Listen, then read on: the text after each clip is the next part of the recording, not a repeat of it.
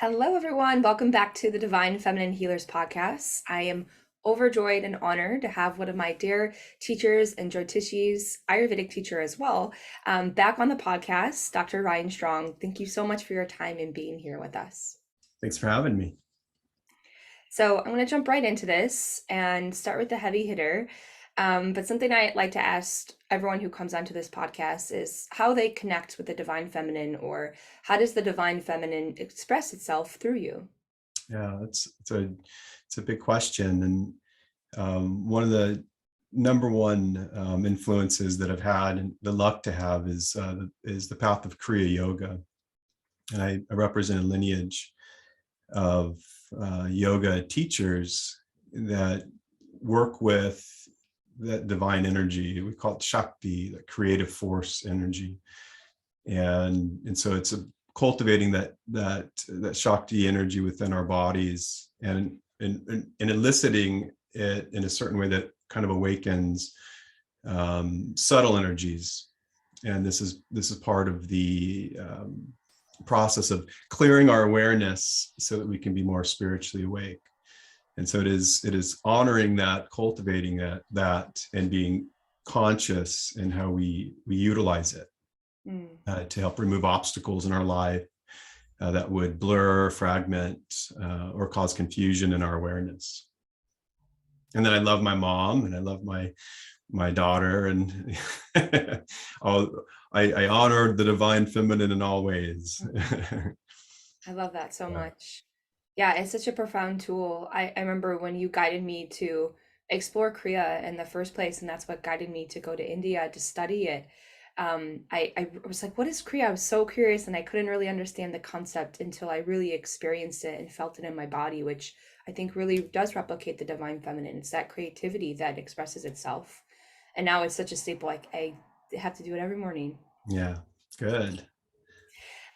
So I want to talk about Vedic astrology today because it's something that I've learned from you, and I know you're forever a student, you consider yourself, but you have many years under your belt and experience in sharing Vedic astrology. So I'd love to hear, because a lot of times I think Vedic astrology gets wrapped up into being this very predictive science, which I know it can be, and I think we sometimes lose the heart of it and its real purpose of it. So I'd love to hear from you. What is the purpose of Vedic astrology? The purpose of it is to help us become more awake, and it really can help support us moving away from our suffering, and it helps us become self-empowered. So it's a tool of self-empowerment, liberation, and non-suffering, truly.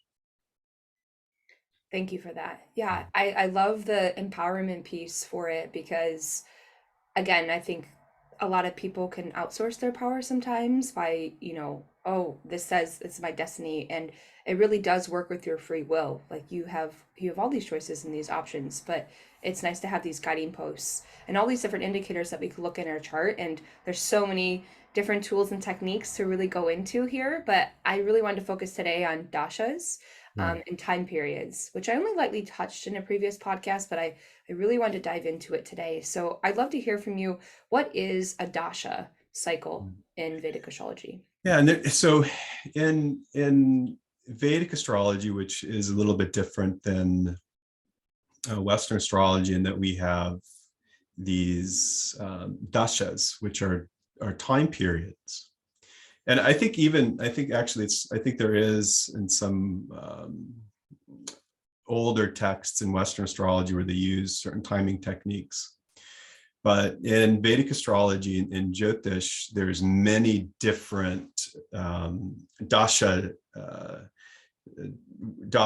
and dashas are looking at where we've been in the past, where we are, and where we might be going.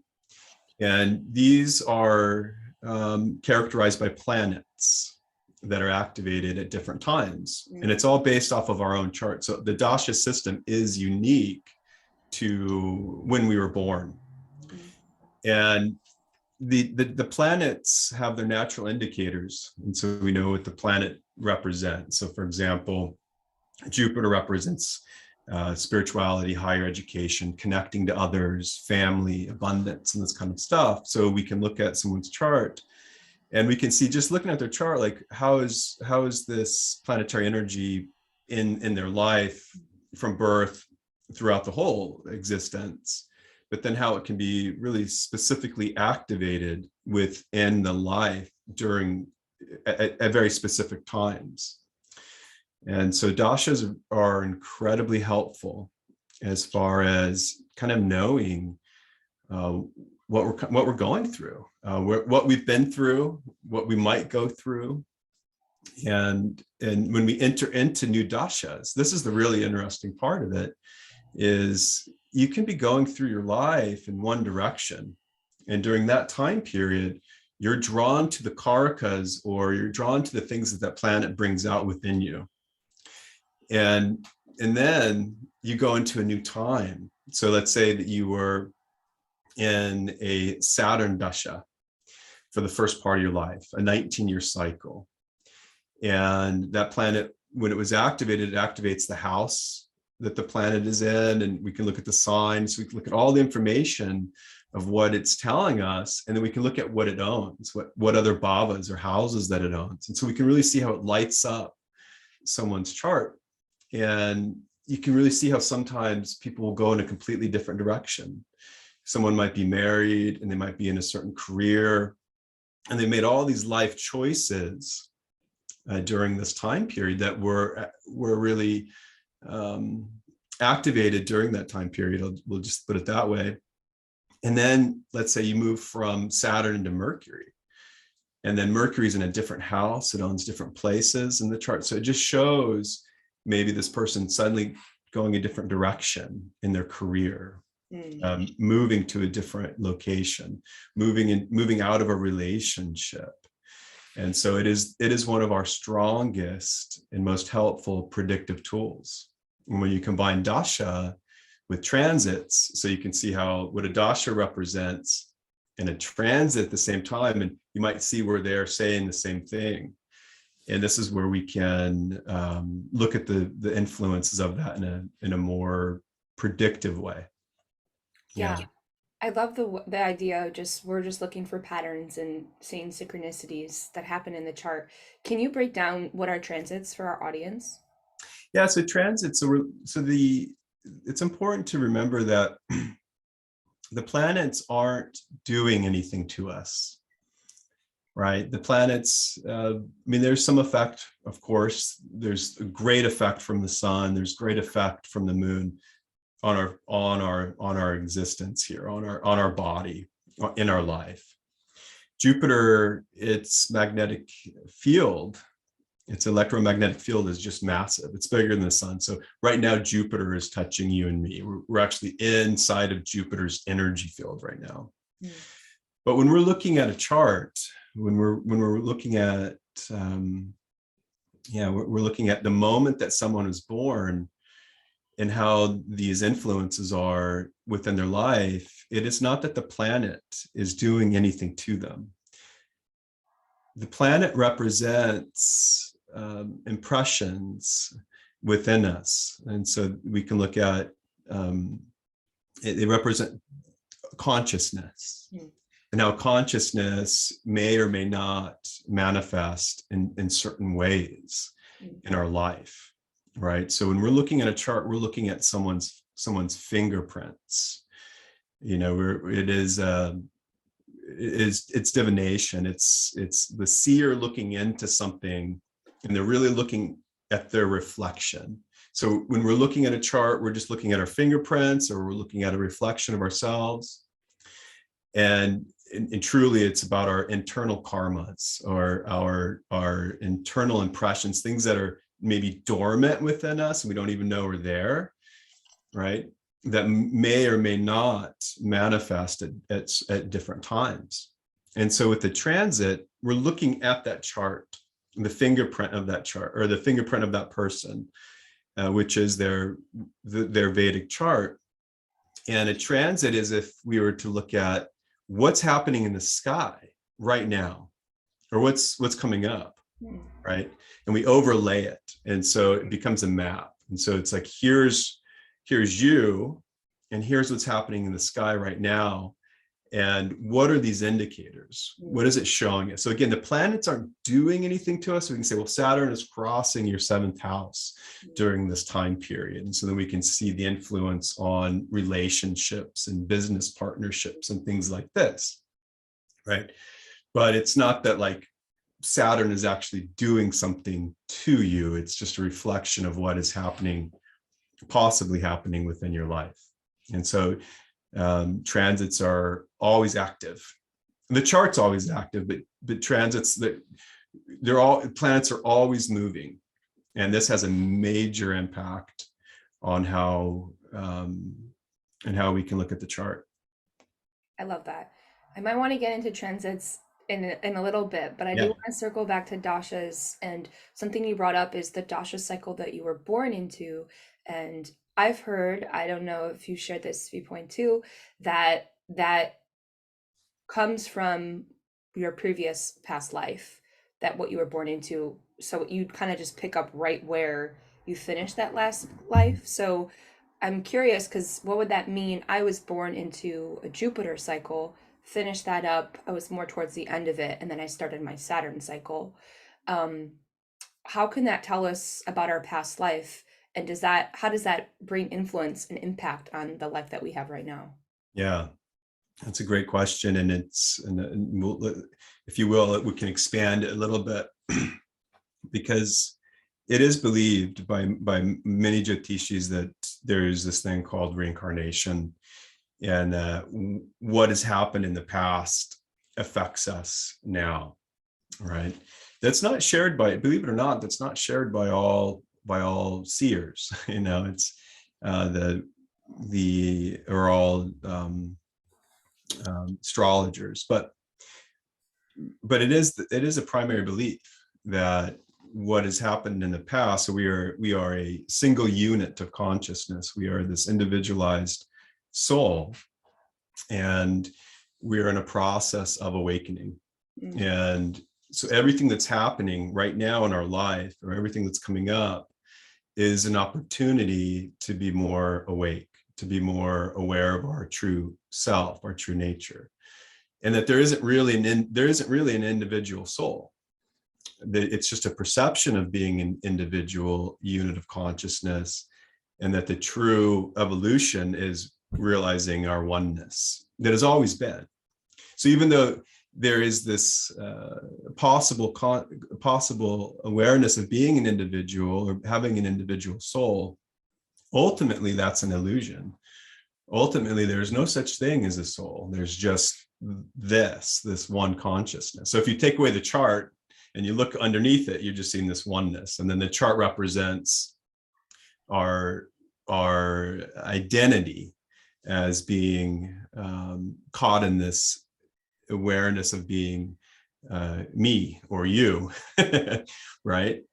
And so when we're looking at being born, or when we start the Dasha, it is considered to be the culmination of our previous life or lives, all right?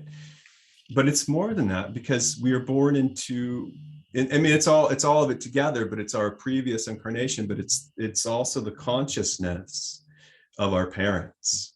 And it's the consciousness of our mom when we were in the womb. So like within our parents, we have our ancestral lineage. So all of this karma is passed on to us through our body, but also through our genetics, if you will. So our prakriti, our original nature, our constitution that we were born with, if we're pitta, vata, kapha, or combination, and we look at the situations of our mind and we look at the chart, it's just a complete mirror of everything that's come before, including all of the information and influences of our parents, our mother's consciousness when we were in the womb. It reflects the history that we were born into. And so these are all, you could say this is all our karma. We could say it really simple. It's all our karma, but karma just means action, right? So it's just cause and effect. So it's all of the causes that affect us as we are individualized, or have a sense of individualization. So how can the flavor of a planet tell us more about our karma and our ancestral lineage? Oh, that's a big question too. And so we can look at each planet and how it's situated. So the moon is one of the most powerful indicators of. The moon represents in our chart, it's our heart, Mm.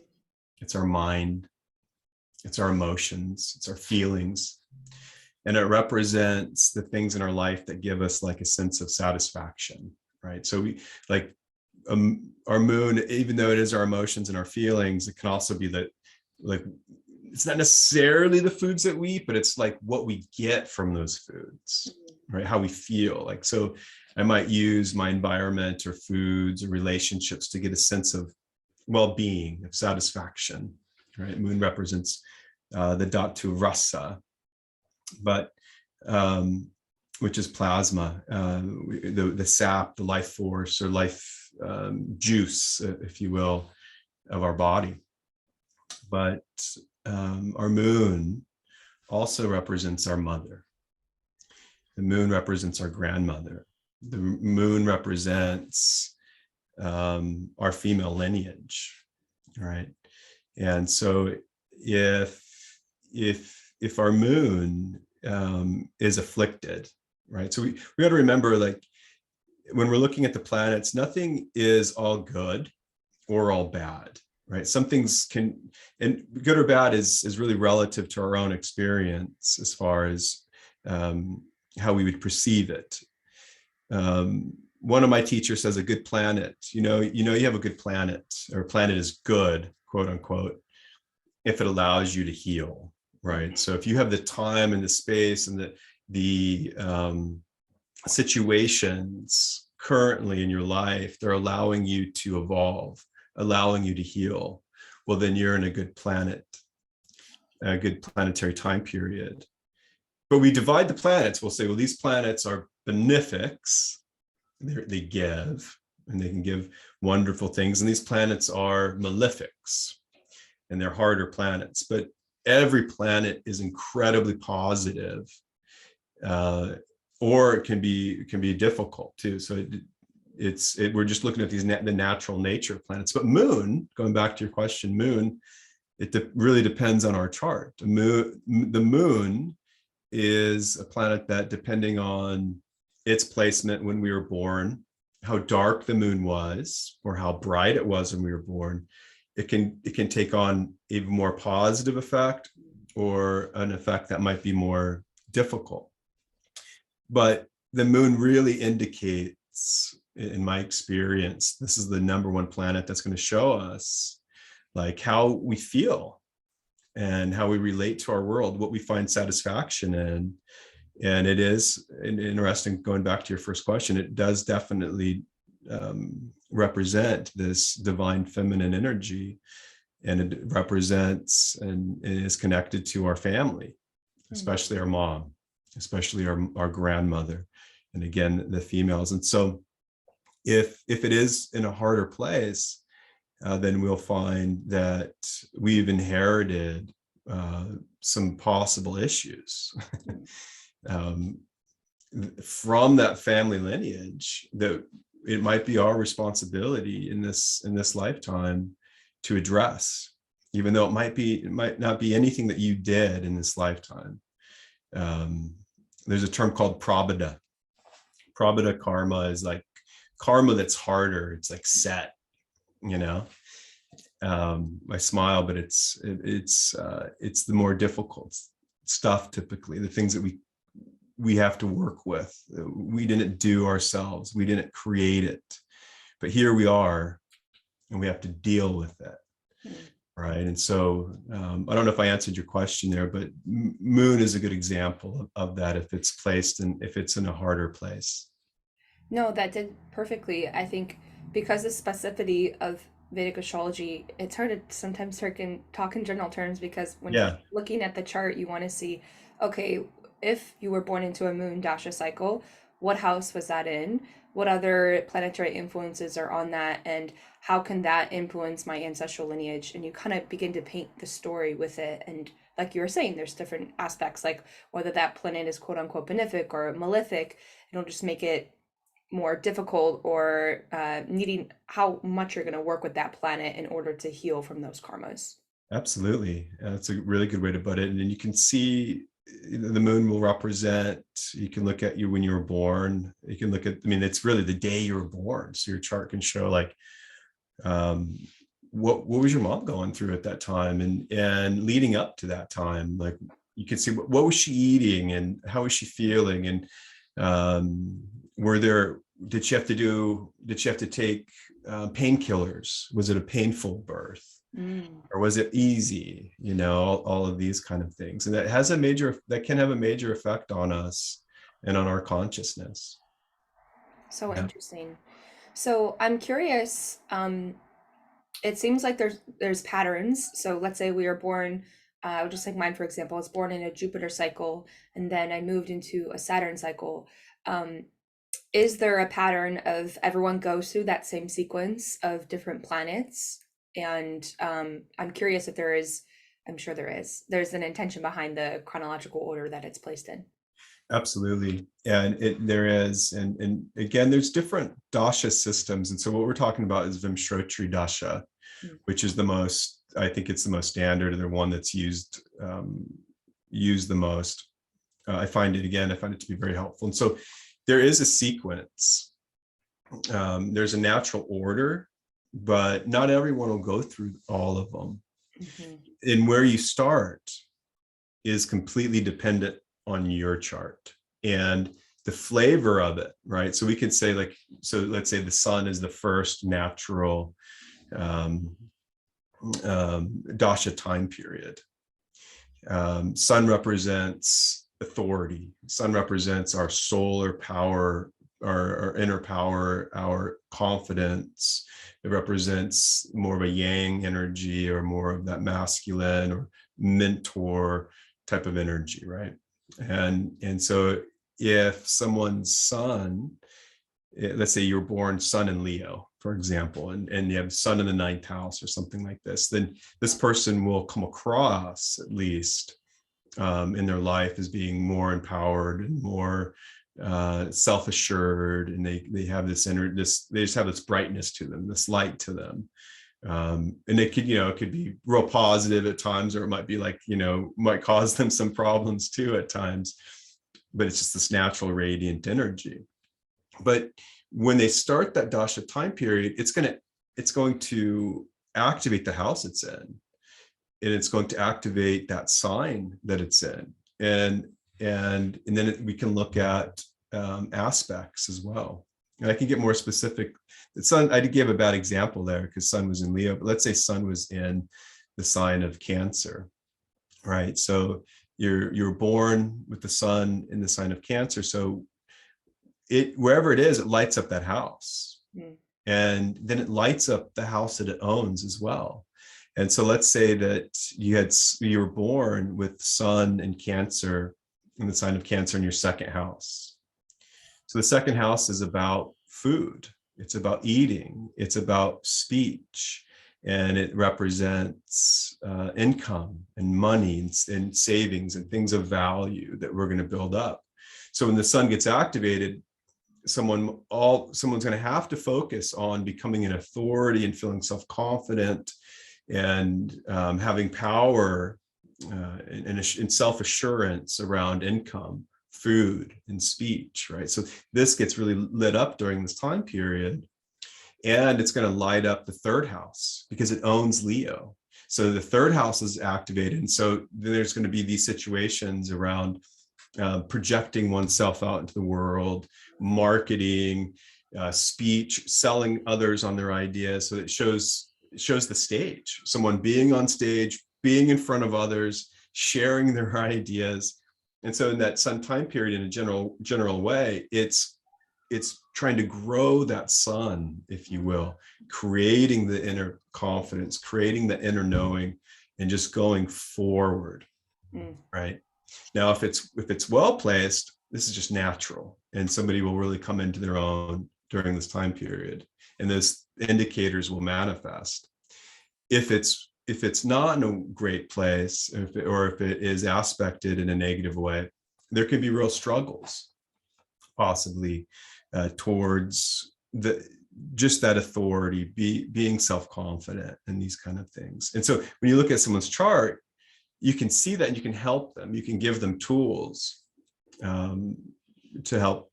I mean, one of the biggest things that you can see in Vimshotri is where someone's at.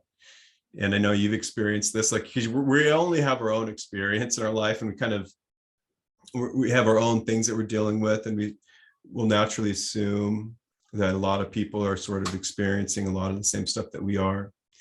But there is this inner suffering or struggle that most people are going through on some level. And so when the Jyotishi is able to look at the Vimshotri and look at what's activated during that time, it's like, hey, I see you. I see what you're going through.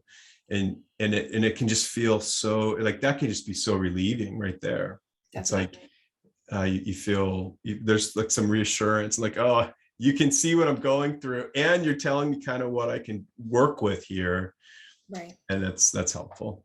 Definitely. That's the empowerment piece. I think it's like, okay, yes, I feel seen and heard here. I'll kind of give us a quick example. I was looking at my friend's chart the other day, and we were talking about our Saturn returns. And she has we have the same Saturn in Capricorn. And then I was looking at her Dasha period, and I saw that she started her Saturn Dasha period during her Saturn return.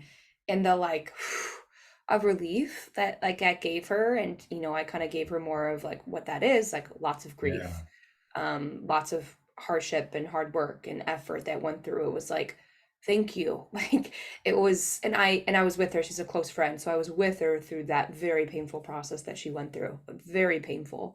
And she just felt like she could not catch a break. Like it was like she couldn't breathe. But telling her that in hindsight, it was like I could breathe, because I actually feel like someone could see how painful that was, what I went through.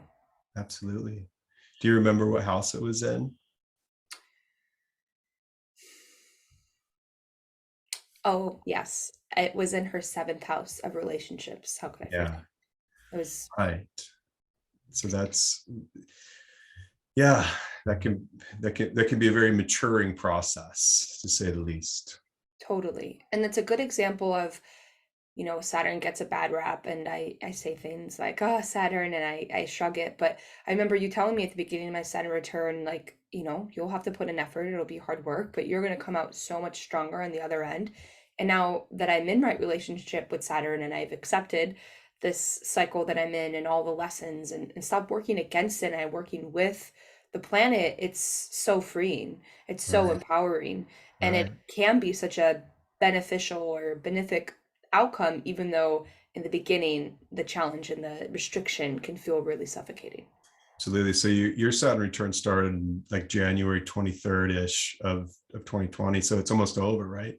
Yes. I think it's January 17th officially, but it's such a slow moving planet, so we say February.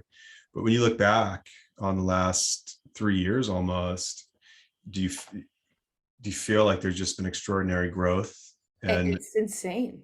yeah. And, at the time you think like, no, I'm following this dharmic path. I've already uncovered things, like what more could possibly happen? And everything in my life has changed. Every aspect of my life has changed, and for the so much better, that I wasn't able to see. Like Saturn helped me to see my blind spots and said, no, we're not moving forward until this is cleaned up here for your evolution and growth. And I truly am so grateful to having him as a teacher. He's in my 9th house, the teacher, the guru. So that's very much been my relationship with him.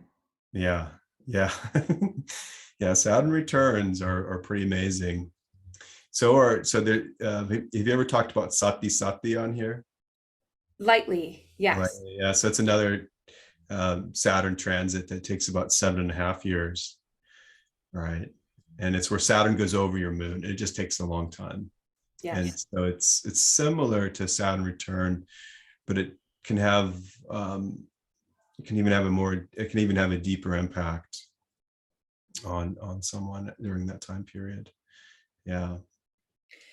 So, with these dasha periods, and now kind of connecting them to the transits, maybe we can just talk about, well, actually, before I go into that, I do like when I'm looking at my dasha chart, and I don't know the Jyotishi language for this, but I see that there's three planets that could be ruling a specific time period, like a couple months at a time.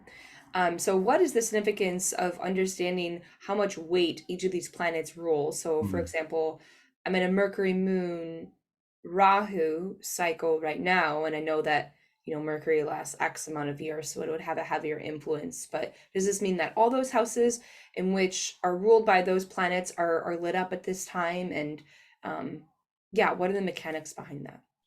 Yeah. So we look at the Mahadasha, and that's the most important. And so, for example, let's say you're like you were talking about your friend, when she went into her Saturn Dasha, it lit up, activated. It's a better way to say it. It activated her seventh house. And it also activated her eighth house because Saturn rules Aquarius. It owns Aquarius and it also owns Capricorn. And so during this time period, and we're looking at 19 years. So we're looking at this 19-year time period where seventh house of long-term relationships, marriage, business contracts are activated. And then the eighth house of research and esoteric pursuit of knowledge and transformation and many other things that the eighth house represents. We can see that these are activated during this time period. And depending on where someone starts, or sorry, because she went in, so she started with Saturn, right? So then there's this natural order. And the way to think about it is that there is time, and time like a cog, like those old watches, or even now, with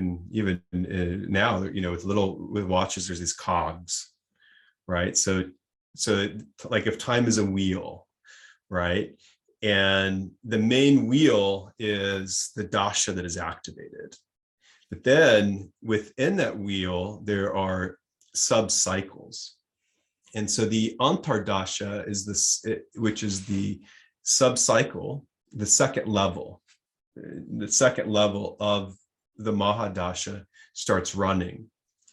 And that's one of the most predictive tools that we have. Vimshotri tells us so much, and then looking at the sub-cycle of the Vimshotri gives us even more specific information. And so you have the main wheel of time, the main cog, and then you have these little cogs running within it. And the biggest wheel is the most important, right? That's the flavor, that's the time, that's what's happening. And then the secondary wheel, that's going to really show us how this is in this block of time. If it's 2 months or 2 years, this is a major influence on this person's consciousness during this time period. And so we're looking at the bigger picture, and then we're looking at it more specifically, and then we're looking at it even in a more specific way. And there's a lot of different ways to read the Mahadasha or the Antardasha. I think the most important thing is, like, so if we're looking at the Antardasha, the second level of that time period, you want to look at the natural planetary relationship. So let's say if you're in Mercury, like you were saying, and I think you said Mercury Moon, right? So you go, all right, well, what is the relationship between these planets, right? And what do they represent, right? We know what their flavor is, we know what they represent, and then we're going to look at how far away are they, So let's say that Mercury is, let's say that The moon is in the first house, for example, and Mercury is in the seventh. So we can see this 1-7 relationship between the two. So we would go, what is the natural relationship between moon and Mercury? And then you would say, well, where is the moon? Well, moon's in the first house. So what is those indicators, the moon in the first house? What does that kind of represent? And then what is the relationship between how far they are away from each other, the bhavat bhavam? And that's just like counting, right? So if Mercury is in the seventh and moon is in the first, we count all the way to that first house. You always start with where you are, right? So if there's no zero, right?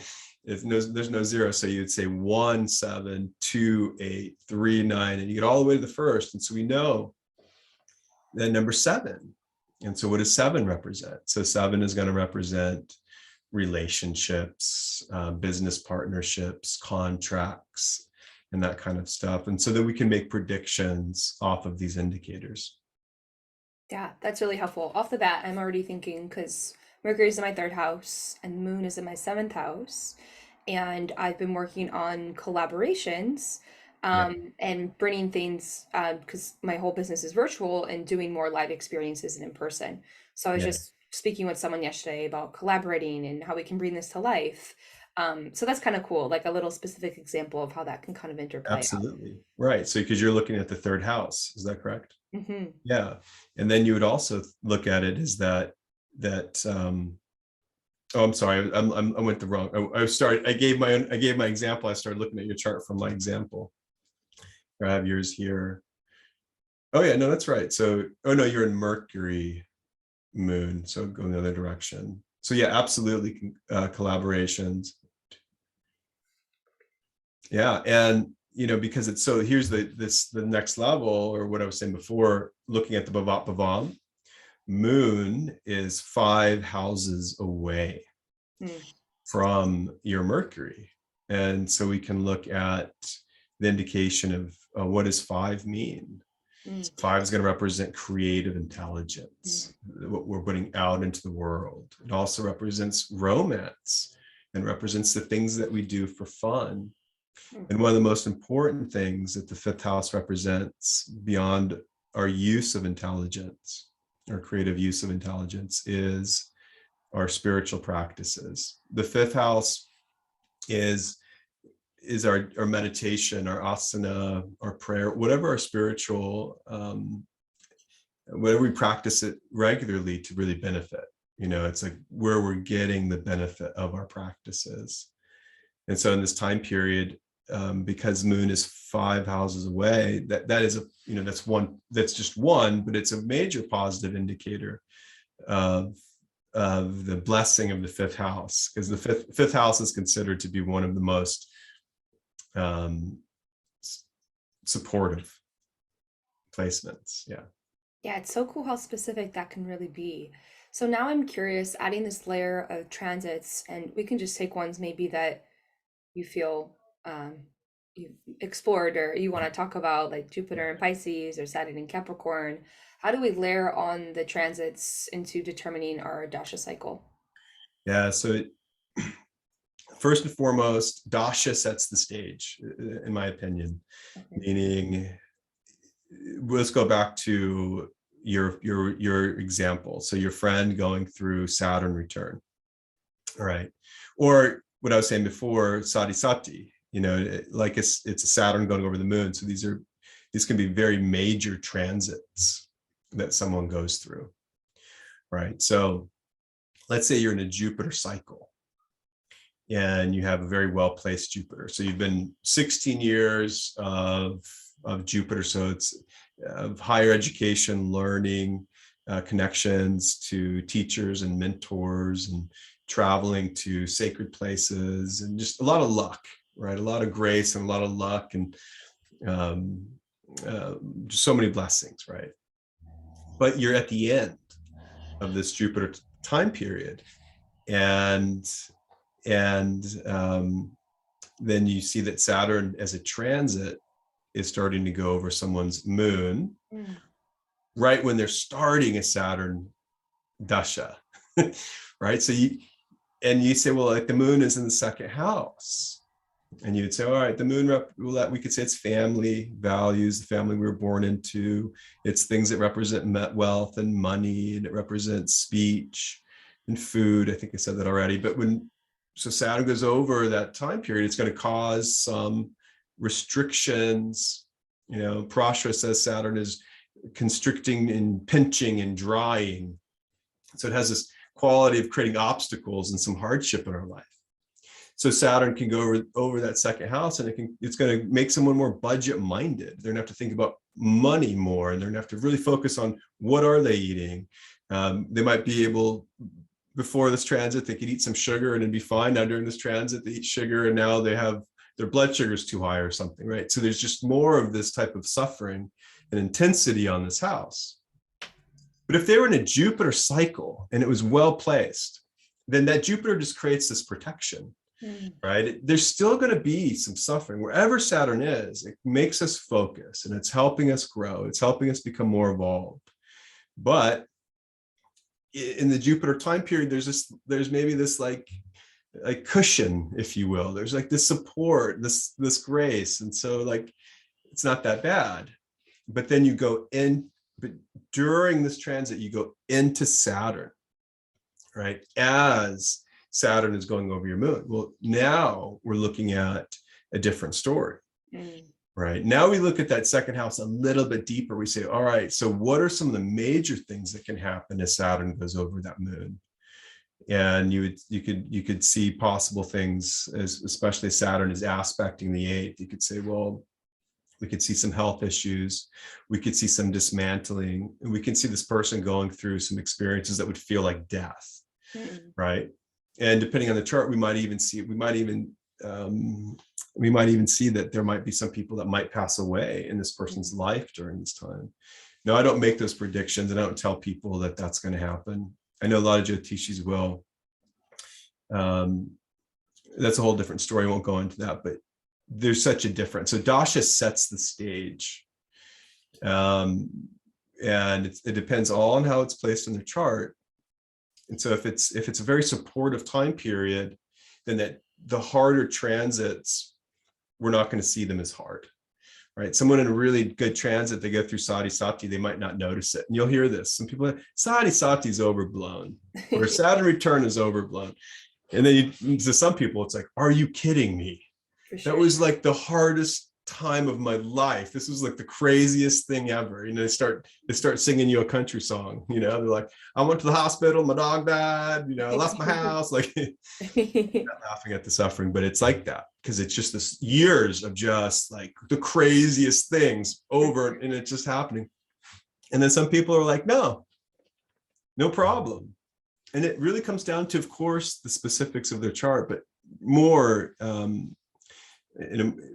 specifically, it really depends on what dasha they're in and how that dasha is helping guide them, support them, and protect them. And again, a lot of this is just our internal intelligence and how we've been using it. Really helpful. So I know you kind of just lightly touched on how this can affect our physical body, and I'm curious, can the Dasha period affect our Vikruti, our current imbalance? Absolutely. In Ayurveda? And how would that planet, how would that work like that? Yeah, so each planet represents the elements, and each planet will represent body parts and dhatus. And so we could see, for example, going back to what I was saying before, Jupiter. So someone's in this Jupiter time period. Jupiter is kapha. Jupiter's element is ether, akasha. And Jupiter represents how we can make connections to all things. All things are connected. Everything is one thing. And someone with a strong Jupiter wants to understand and know how everything works and how everything is connected. Right. And that's why typically will lead someone towards science or towards spiritual sciences. Right. But Jupiter is, if it's strong, Jupiter creates abundance and it creates luxury. And so it makes life a little bit easier and gives a little bit more. And so someone in a Jupiter time period, they might be eating richer foods and not exercising as much as they should. And because they're born with a strong Jupiter, they will have more kapha. Mm. Kapha is what serves and protects. And that's what Jupiter does too.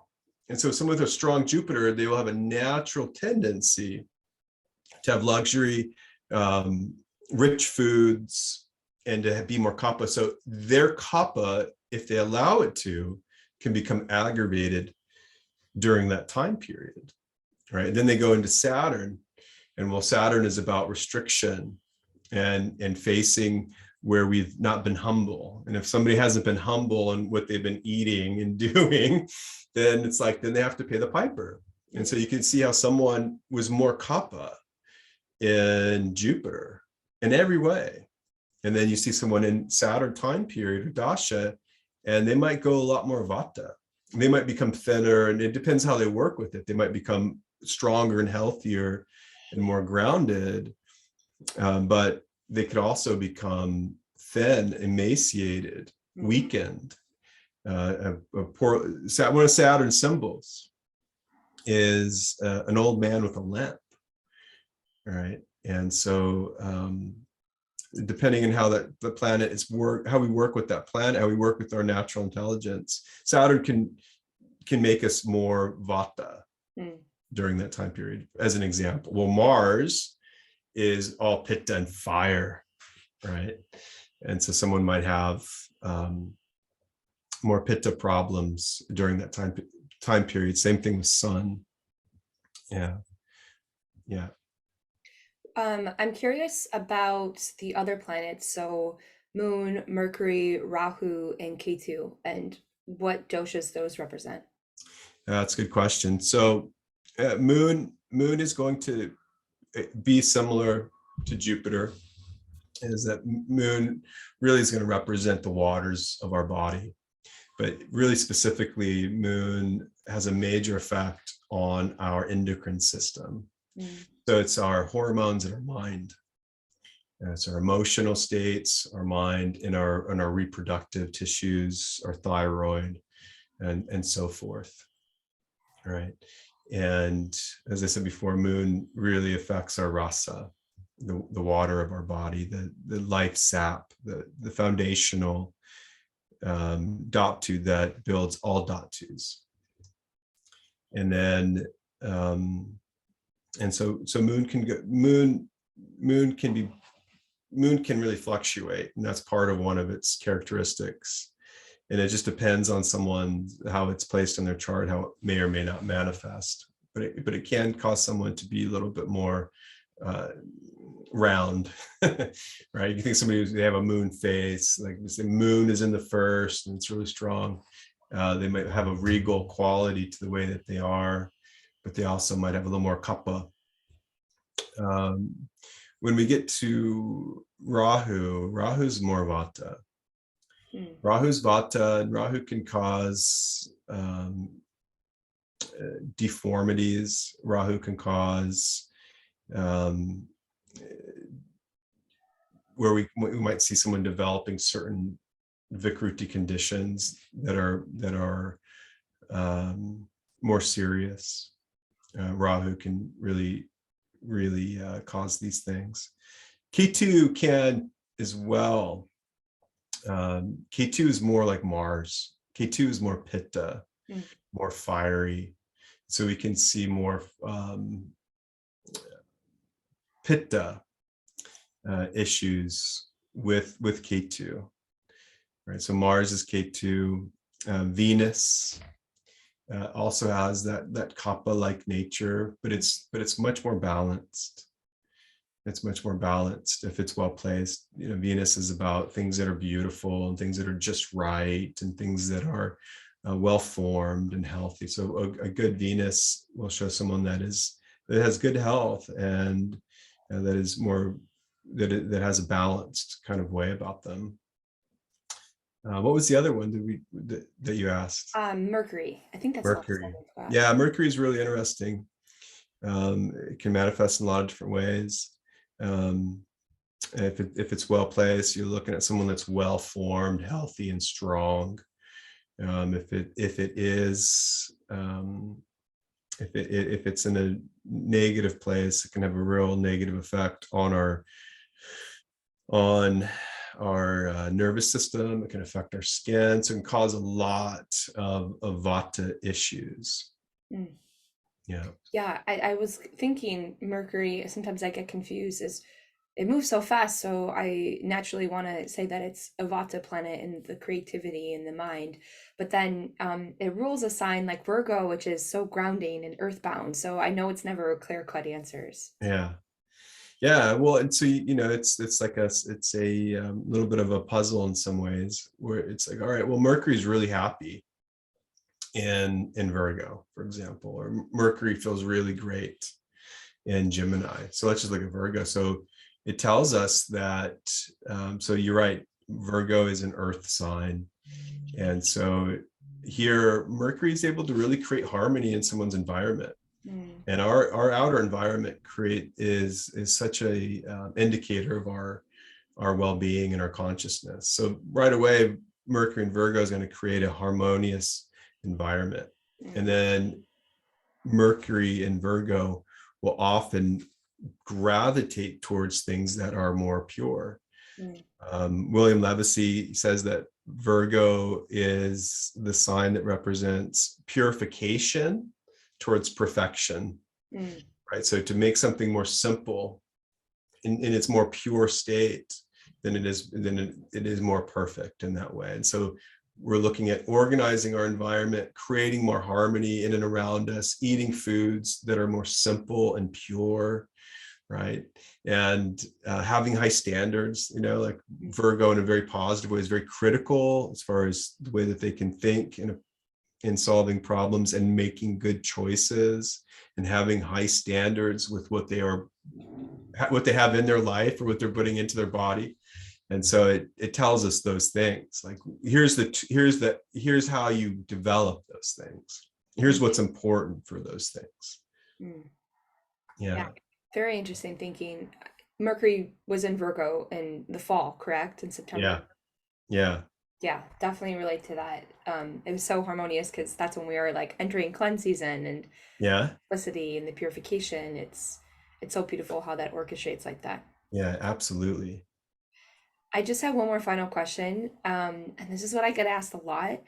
And I know that our doshic constitution can be represented, our prakriti can be represented in our charts, like we can see it, and everyone's always like, what's my dosha constitution in my Vedic astrology chart? And I think they really are looking at their sun, moon, and rising and just making a blanket state term from there. So can you explain to us how the dosha constitution may be determined in looking at your birth chart? Absolutely. And I get that drive. So it's like, what is my dosha? Mm-hmm. And it's almost like when I read a chart and I'm like, well, what is my sign? Mm, And the answer is, when someone's looking at their sign and what is my sign, it's because they've been told that there's one sign that represents them, and they can pick up a newspaper or something like that to read sure. what's their Oh, it's still in the horoscope for the month. newspaper. Every year, Right. my aunt will send me like a clipping of my horoscope on my birthday. It's so cute. Yeah. Yeah. I mean, I remember doing that as a kid, or calling a number and they would read a horoscope. And the thing is, that's too general. It's way too general because we are all of the signs. For sure. And if you grew up and someone told you that you were Virgo your whole life, and then you look at the actual astronomy of what was in the sky, like, oh, I'm actually Leo. But you could identify, anyone can identify almost with any sign if they're really like open and honest about it. Right. Because we have these are all characteristics of our life. They're all characteristics of ourselves, at least the potential characteristics. So they're archetypal in that way. And so there's not just one sign.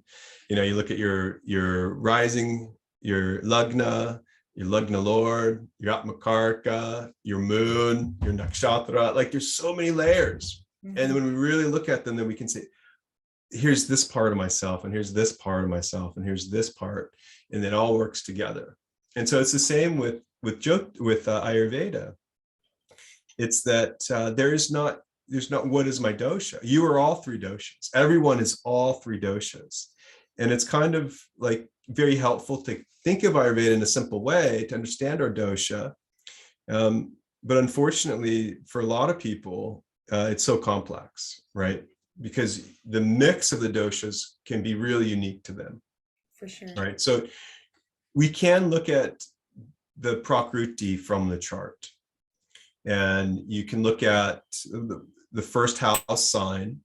That's going to be really helpful. And you look at where the sign Lord is placed and what that sign Lord is. So let's go back to Jupiter. Let's say your first house is Danu or Sagittarius, right? So Sagittarius is ruled by Jupiter. And so Sagittarius is a fire sign. So that's the main element. But it's also ruled by Jupiter, and Jupiter, even though it's akasha or connection, and it's the element is ether, Jupiter is very large and heavy, and so it's kapha. So you could say, all right, well, this person's prakruti is more pitta kapha, right? So you can maybe say that, and sometimes it's really clear. And then you can look at the moon, so you can look at how the mind is affected. And this could also tell us, all right, well, this person's moon is well placed in an earth sign.